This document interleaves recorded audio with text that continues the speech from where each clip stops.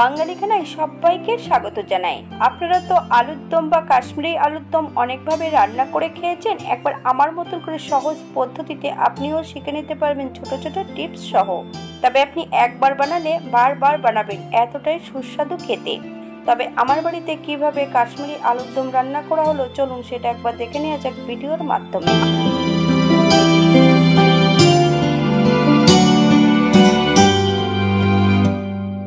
আজকে রান্না করব কাশ্মীরি আলুর দম।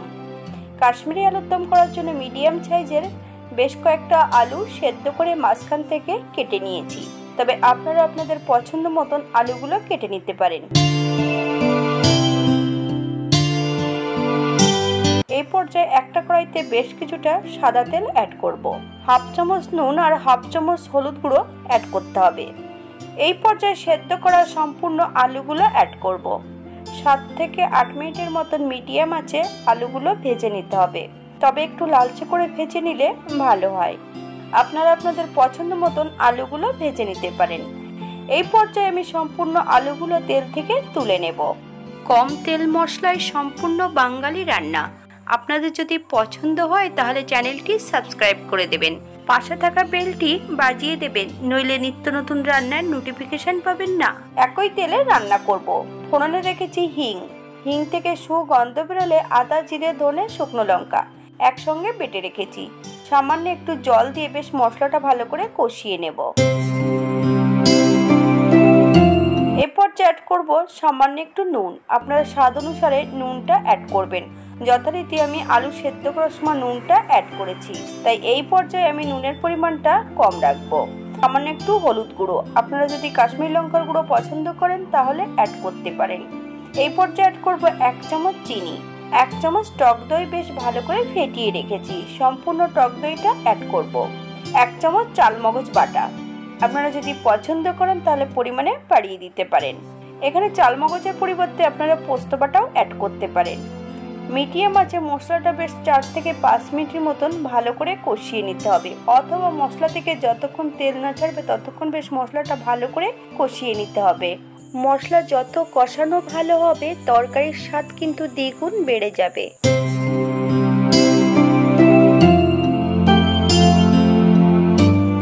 এই পর্যায়ে বেশ কয়েকটা কাঁচা লঙ্কা অ্যাড করব।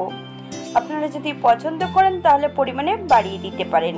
মশলা থেকে তেল ছেড়ে দিয়েছে। এই পর্যায়ে ভেজে রাখা সম্পূর্ণ আলুগুলো অ্যাড করতে হবে। মিডিয়াম আঁচে 3 থেকে 4 মিনিটের মতন বেশ ভালো করে আলু ও মশলা দিয়ে কষিয়ে নিতে হবে।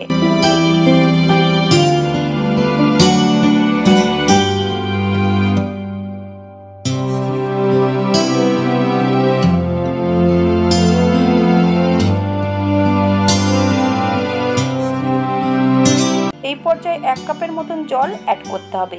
আপনাদের যতটা গ্রেভির প্রয়োজন আপনারা ততটা জল অ্যাড করবেন। হালকা হাতে নেড়ে চেড়ে 5 থেকে 7 মিনিটের জন্য ঢাকা দিয়ে রেখে দেব, আলুটা যাতে সেদ্ধ হয়ে যায়। ঢাকা দিয়ে রেখে দিলে হবে না, ঢাকা খুলে মাঝে মাঝে একটু নেড়ে চেড়ে দিতে হবে। টক দই আর চালমগজ বাটা অ্যাড করেছিলাম, কড়ার নিচটাতে লেগে যেতে পারে।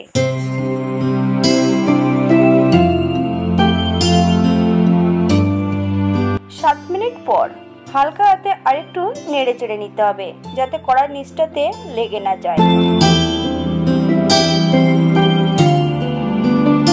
এই পর্যায়ে অ্যাড করব হাফ চামচ গরম মশলা বাটা, আপনারা গুঁড়োটা দিয়েও রান্না করে নিতে পারেন।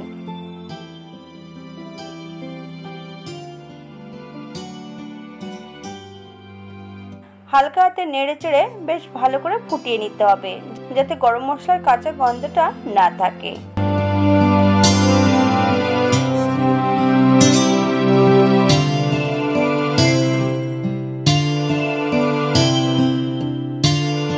চামচ ঘি অ্যাড করব। আপনারা যদি পছন্দ করেন তাহলে পরিমাণে বাড়িয়ে দিতে পারেন।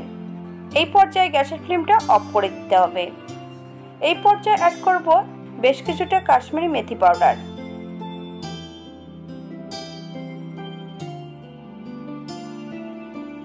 বেশ উপর থেকে ভালো করে ছড়িয়ে দিয়ে 5 মিনিটের জন্য স্ট্যান্ডিং টাইম দিতে হবে। তারপর সার্ভ করব। দেখতে যেমন ভারী সুন্দর হয়েছে, গরম গরম রুটি, পরোটার সবকিছুর সঙ্গে অসম্ভব ভালো লাগবে। আপনারা বাড়িতে একবার একই পদ্ধতিতে বানিয়ে নেবেন। আজকে আমি কাশ্মীরি আলুর দম রান্না করেছি সম্পূর্ণ নিরামিষ। আপনারা যদি পেঁয়াজ রসুন পছন্দ করেন তাহলে আপনারা পেঁয়াজ রসুন অ্যাড করতে পারেন। আজকের ভিডিওটি এই পর্যন্ত। সবাই সুস্থ থাকবেন, ভালো থাকবেন। অন্যদিন নতুন রেসিপি নিয়ে আপনাদের সামনে আবার আমি হাজির হব। নতুন ও পুরনো সকল বন্ধুদের অসংখ্য ধন্যবাদ ভিডিওটি দেখার জন্য।